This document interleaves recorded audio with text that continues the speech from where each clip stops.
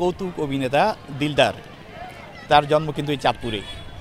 সেই দিলদারকে আজ কজনে বা স্মরণ করে? হ্যাঁ, চাঁদপুরে অনুষ্ঠিত হয়ে গেল দিলদার স্মরণ সভা। তবে সেই স্মরণ সভায় উপস্থিতি যাই থাকুক না কেন, সেখানে যারা দিলদারের সতীর্থ ছিল তারা যেমনটা উপস্থিত ছিল, তাদের সঙ্গে নতুন প্রজন্ম ছিল। বাংলাদেশে যে কয়জন কৌতুক অভিনেতা আছেন, হাসমত, ফতেলোয়ানি, মতি, রবিউল, টেলিসামাদ, তাদেরই একজন সেই দিলদার। 1945 সালের 13ই জানুয়ারি চাঁদপুরের সাতলি গ্রামে জন্ম নিয়েছিলেন দিলদার।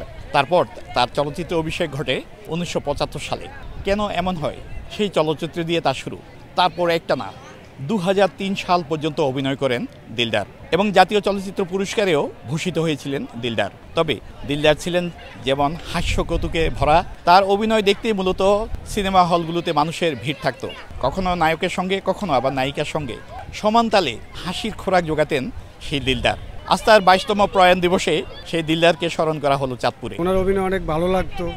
এখনকার বাচ্চারা তো আর দেখে না ওই রকম, ওনার মতো এইরকম কৌতুক তো কেউ করতে পারে না। এখন এমন একটা কিংবদন্তি ছিল, এটা অনেকে আমরা প্রাধান্য দেই না। এখন মৃত্যুর পরে আমরা সবাই আমাদের মনের মাঝে তারা নিতে চাই। কমেডি ছাড়া আর একটা ছবি আমার কাছে অনেক ভালো লেগেছে, তা হলো আব্দুল্লাহ। তিনি পার্শ্ব চরিত্রে অভিনয় করতেন সবসময়, তবে তার অভিনয় এতটাই ভালো ছিল যে তাকে একদিন আব্দুল্লাহ ছবিতে মূল অভিনয়ে তাকে রাখা হয়েছিল। এটাই গর্বের বিষয়। তিনি চাঁদপুরের সন্তান হিসেবে বেঁচে আছেন, বেঁচে থাকবেন। দিলদারকে চেনে না আমার মনে হয় যে বাংলাদেশে এমন মানুষ খুব কমই আছিলেন এক সময়। এক কিংবদন্তি কমেডিয়ান অভিনেতা এবং তার অনেক ছবি আমি দেখেছি।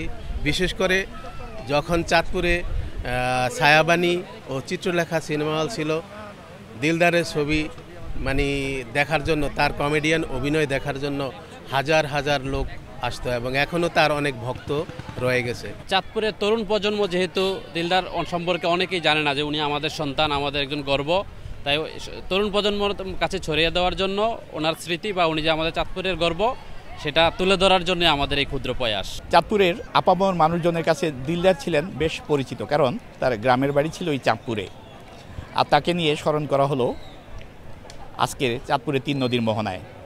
নানা বয়সী মানুষজন ছিলেন, তারা দিলদার সম্পর্কে জানলেন, এমনকি নতুন প্রজন্ম দিলদারের প্রশংসা করলেন। ফারুক আহমদ, সময় সংবাদ, চাঁদপুর।